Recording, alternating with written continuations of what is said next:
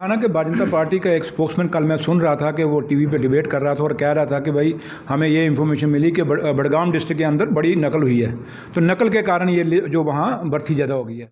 मैंने अब कौन इनको समझाए भाई, अगर आप मानते हो कि नकल हुई है तो अभी तक फिर लिस्ट कैंसिल क्यों नहीं हुई?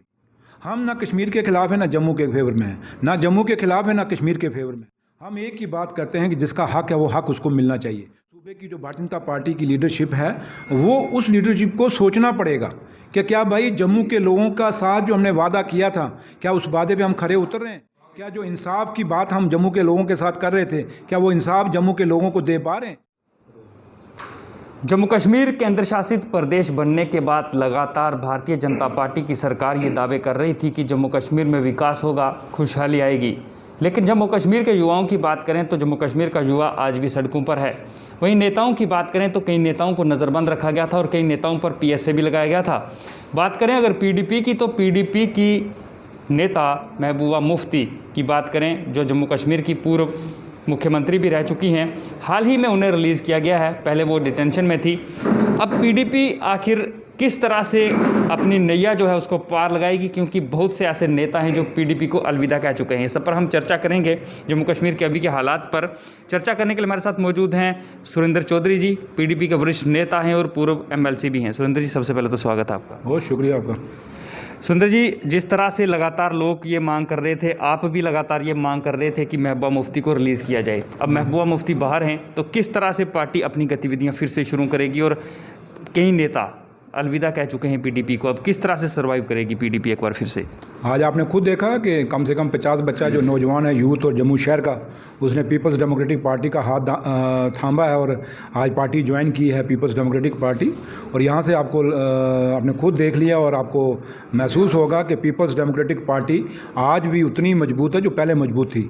बल्कि मैं ये कहूँगा कि आज का जो दौर है, जो 370 तोड़ने के बाद जो इस रियासत के अंदर ख्वाब दिखाए गए कि हम बड़ा कुछ करेंगे, लेकिन जब कुछ नहीं किया, तो आज आप खुद देखना कि एक वक्त आएगा कि जम्मू शहर के अंदर और जम्मू सूबे के अंदर पीपल्स डेमोक्रेटिक पार्टी का एक बहुत बड़ी जमात बन के उभरेगी, क्योंकि हमने मुद्दे लेके चल रहे हैं। चाहे वो बेरोजगारी का मसला है, चाहे वो जम्मू के डिस्क्रिमिनेशन का मसला है, चाहे वो जम्मू के अंदर डेवलपमेंट का इशू है, चाहे जम्मू के अंदर टूरिज़्म का मसला है, चाहे जम्मू के अंदर व्यापारियों का मसला है, चाहे जम्मू शहर के अंदर या इर्द गिर्द जो हमारी इंडस्ट्री है उसका मसला है, चाहे हमारे जो ट्रांसपोर्टर हैं उनके इश्यूज़ हैं, चाहे हमारे जो बेरोजगार बच्चे हैं उनके रोज़गार का मसला, चाहे हमारे जो डेली वेजर जो आज सड़कों पे हैं। और PDP एक ऐसी पार्टी है जिसने हमेशा डेली वेजरों की सपोर्ट की और हमेशा हम ये कहते थे कि जो 60,000 डेली वेजर हैं इनको रेगुलाइज किया जाए।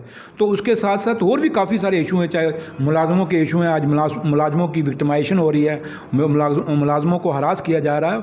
और सबसे बड़ा मुद्दा इस शहर के अंदर, जम्मू सूबे के अंदर और जम्मू कश्मीर रियासत के अंदर करप्शन का है। भ्रष्टाचार इतना हो गया है। इसी पर आऊँगा। लगातार जब जम्मू कश्मीर केंद्र शासित प्रदेश बना था, ये दावे किए जा रहे थे कि युवाओं को रोजगार मिलेगा और खासकर ये कहा जा रहा था कश्मीर और जम्मू, हालांकि हम जम्मू और कश्मीर नहीं करते हैं, हम जम्मू व कश्मीर करते हैं, लेकिन ये कहा जा रहा था कि जम्मू के साथ भेदभाव बंद होगा। अभी हाल ही में जिस तरह से लिस्ट फायर एंड सर्विसेज की जारी की गई है, केंद्र शासित प्रदेश बनने के बाद भी भारतीय जनता पार्टी के नेता खुद भी प्रदर्शन कर रहे थे, दूसरे लोगों ने भी प्रदर्शन किए, लेकिन उसका असर कोई नहीं दिखा। कहा जा रहा था इस लिस्ट को कैंसिल किया जाए, लेकिन ऐसा कुछ हुआ नहीं सर। मैंने कहा ना कि भारतीय जनता पार्टी का एक स्पोक्समैन कल मैं सुन रहा था कि वो टीवी पे डिबेट कर रहा था और कह रहा था कि भाई हमें ये इन्फॉर्मेशन मिली कि बड़गाम डिस्ट्रिक्ट के अंदर बड़ी नकल हुई है, तो नकल के कारण ये जो वहाँ बर्फी ज़्यादा हो गई है। मैंने अब कौन इनको समझाए भाई, अगर आप मानते हो कि नकल हुई है तो अभी तक फिर लिस्ट कैंसिल क्यों नहीं हुई?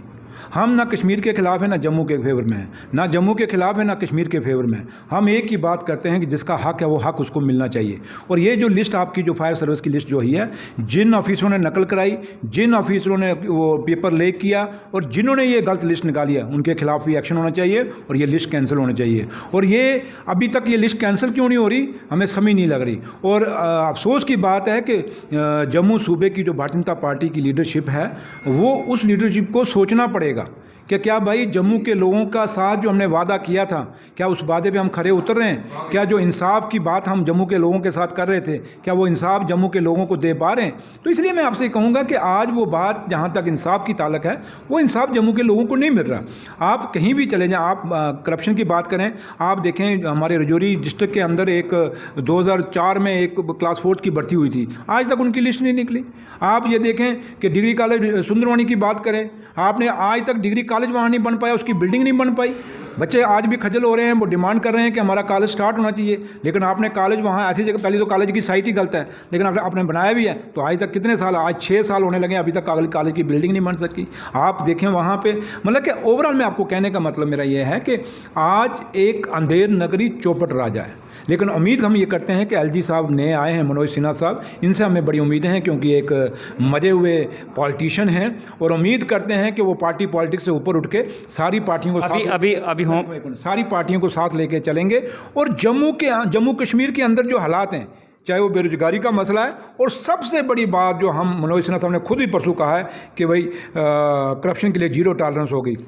हम उम्मीद करते हैं कि मनोज सिन्हा साहब जो एलजी साहब ने वादा किया है जम्मू कश्मीर रियासत के लोगों के साथ, वो उस पर खरे उतरेंगे, और करप्शन के खिलाफ जितने भी लोग जो इन्वॉल्व हैं उनके खिलाफ सख्त से सख्त कार्रवाई होगी। डेली विजर्स की बात करें, होमगार्ड्स की बात करें, लगातार सड़कों पर हैं, आश्वासन उनको लगातार दिए जा रहे हैं कि आपकी मांग जायज़ है। सर, जब आपकी सरकार थी भारतीय जनता पार्टी के साथ, वो लोग उस समय भी प्रदर्शन करते थे, फिर राज्यपाल शासन आया, वो लोग तभी प्रदर्शन करते रहे, फिर जम्मू कश्मीर केंद्र शासित प्रदेश बन गया, वो लोग अभी भी सड़कों पर हैं, उनके परिवारों का गुजारा करना मुश्किल हो रहा है, उनके बच्चे पढ़ नहीं पा रहे हैं। मैंने वही कहा ना कि आपने वादे बहुत बड़े किए हैं, लेकिन ज़मीन पे हो कुछ नहीं रहा। आज डेली वेजर अगर सड़कों पे अगर खजल हो रहे हैं, वो बेचारे दुआएं दे रहे हैं कि हमें रेगुलाइज़ करो, तो वो क्या गलत मांग रहे हैं? आप चीफ सेक्रेटरी साहब कहता है कि ये इलीगल अपॉइंटमेंट्स हैं। भैया आज आपको 20 साल के 25 साल के बाद याद आई कि इलीगल अपॉइंटमेंट्स हैं। अगर इलीगल अपॉइंटमेंट्स हैं, आपने जम्मू कश्मीर बैंक से लोगों को बाहर निकाला, आपने कहा इलीगल अपॉइंटमेंट्स हैं, बच्चों को तो निकाल लिया, लेकिन जिन ऑफिसरों ने वो इलीगल अपॉइंटमेंट की, उनके खिलाफ आपने जम्मू कश्मीर बैंक के अंदर क्या एक्शन किया? उनको क्यों नहीं उसको सजा? आपकी और भारतीय जनता पार्टी की 3 साल सरकार रही, उस समय अगर ये मांगे जायज़ थी तो इनको उस समय भी तो परमानेंट किया जा सकता था। मैंने कहा ना, आपको याद होगा 3 बजट में हमने रखा था कि डेली वेजरों को रेगुलाइज करना है, तो अब उनको रेगुलाइज करना था। लेकिन मीनवाइल क्या हुआ कि भारतीय जनता पार्टी ने सपोर्ट ही विड्रा कर लिया और सरकार गिर गई। लेकिन हम ये कहते हैं कि उन्होंने अगर सरकार गिराई, तो यहाँ पे अगर पीडीपी अगर वो कहते हैं कि काम हम ठीक नहीं कर रही थी, अब तो कम से कम 2 साल से तो उनकी प्योर सरकार है ना, जो एलजी की राज्यपाल जो गवर्नर की सरकार है, वो तो इनकी सरकार थी। तो हम कहते हैं कि भाई अब तो उनको रेगुलाइज कर दो, अब तो आपकी सरकार है, ये बातें क्यों कर रहे हो? एक सिंगल कलम निकालिए आप और सबको रेगुलाइज कर दीजिए डेली वेजरों को। मतलब कि आज अगर पीएचई में और पीडीडी में अगर डेली वेजर ना हो, तो मैं दावे से कहता हूं दोनों के दोनों जो आपके डिपार्टमेंट हैं कोलैप्स कर जाएंगे, बंद हो जाएंगे।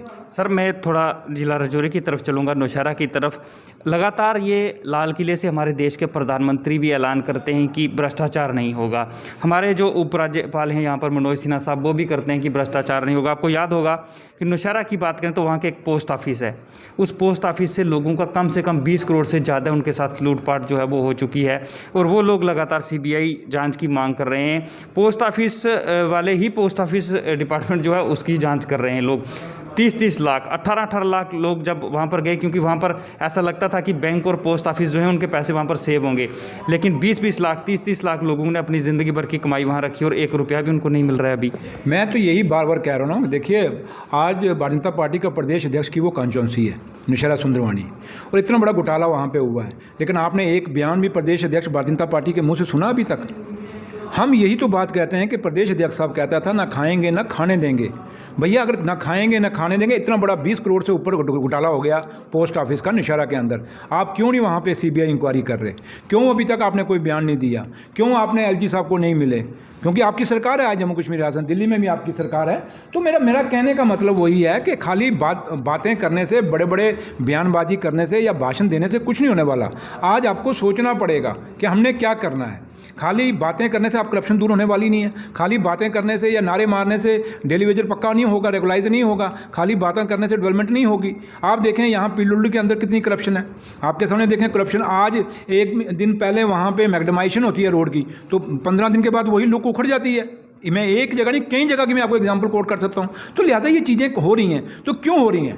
हमने तो उम्मीद ये की थी कि जो भारतीय जनता पार्टी ने वादा किया था कि ना खाएंगे ना खाने देंगे, हम एक भ्रष्टाचार मुक्त सरकार देंगे, हमने उम्मीद की थी वो देंगे, लेकिन अभी तक उनका वादा पूरा नहीं हुआ। हम कहते हैं चलो है गई सही, क्या पूरा तो करो। ये मज़ा तो तब है कि जम्मू कश्मीर रियासत है कितनी बड़ी है।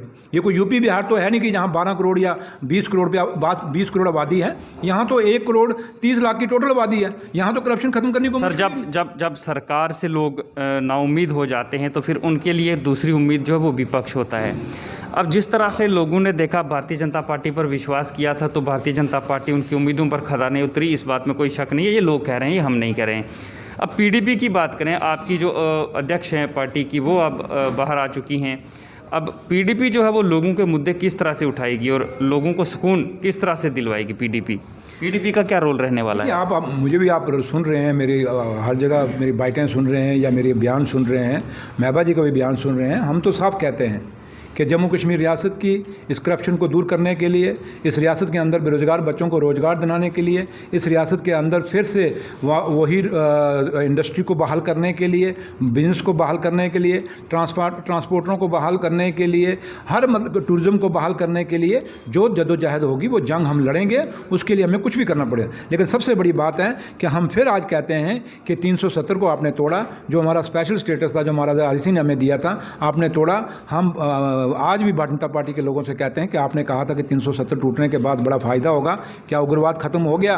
क्या पत्थरबाज खत्म हो गए? क्या बेरोजगारी खत्म हो गई? क्या करप्शन खत्म हो गई? क्या डेवलपमेंट हो गई? क्या गलियां नालियां बन गई? क्या जो बूढ़ों को पेंशन मिल रही है? क्या जो गरीब लोग हैं उनके मकान जो प्राइम मिनिस्टर PMAY में हैं वो बन रहे हैं? वो कुछ नहीं हो रहा। उल्टा यही है कि ऑफिसर पैसा कमा रहे हैं तो उनको पूछने वाला कोई नहीं, और वो धड़ाधड़ अपने गुंडागर्दी करके लोगों से आखिरी सवाल, भारतीय जनता पार्टी ये कह रही है कि पीडीपी और दूसरे जो नेता थे वो लगातार देश विरोधी बयान दे रहे थे, वो देश विरोधी बयान बंद हो चुके हैं, पत्थरबाजी बंद हो चुकी है और आतंकी घटनाओं में कमी आई है। जो बयान हम पहले देते वो आज भी दे रहे हैं। कौन से हमने देश विरोधी दिए भाई? मतलब पीडीपी ने कौन? मुफ्ती मोहम्मद सईद साहब जो इस देश का होम मिनिस्टर रहा है, महबा जी उनकी बेटी हैं, जिन्होंने हिंदुस्तान के आइन के नीचे आके उन्होंने शपथ लेके यहाँ पे हुकूमत संभाली, वो कहाँ से देशद्रोही हो सकते हैं? अगर देशद्रोही हैं तो जो देशद्रोही हैं उनके खिलाफ आप केस करिए। कौन दे खाली कहने से क्यों लोगों को गुमराह कर रहे हैं? यही पीडीपी है। जब आप इलेक्शन लड़ रहे थे 2014 में 15 में, तो आप पीडीपी को कहते थे कि ये पीडीपी जो है उग्रवादियों की जमात है। लेकिन जब कल सरकार बनाने की बारी आई थी 2015 में, तो आपने पीडीपी के साथ सरकार बनाई थी, तो उसमें आपको उग्रवादी नज़र नहीं आई। जब सरकार बनानी हो तो पीडीपी देशभक्त, लेकिन जब आपने हिंदुस्तान में वोट लेना हो तो वह पीडीपी देशद्रोही। तो ये दो मापदंड इस देश में नहीं चलने वाले। आपको सोचना पड़ेगा कि इस देश को एक मुठ कैसे रखना है। ये महात्मा गांधी का देश है, ये सरदार वल्लभ भाई पटेल का देश है। इस देश के अंदर उन्होंने बड़ी मुश्किल से इस देश में एकता लाई थी, अखंडता लाई थी, और पटेल साहब ने इस देश को गठा किया था, राजवाड़ों को गठा किया था, तो ये मुल्क का गठा किया था। तो लिहाजा आज आप इस देश को तोड़ने का काम मत करें, इस देश को, इस रियासत को बनाने का काम करें। बहुत बहुत शुक्रिया सर हमसे बातचीत करने के लिए। ये थे हमारे साथ सुरेंद्र चौधरी, जो कि पीडीपी के वरिष्ठ नेता हैं और पूर्व MLC भी, और इनका भी साफ तौर से ये कहना है कि भारतीय जनता पार्टी की सरकार ने जो वादे जम्मू कश्मीर के लोगों के साथ किए थे वो पूरे नहीं हुए हैं। और अब जिस तरह से पीडीपी की अध्यक्षा महबूबा मुफ्ती जो हैं वो डिटेंशन से बाहर आ चुकी हैं, और इनका ये कहना है कि लोगों के मसले जो हैं वो पीडीपी हल करवाने की कोशिश जो है वो ज़रूर करेगी। Ravi Sharma, live wire, Jammu.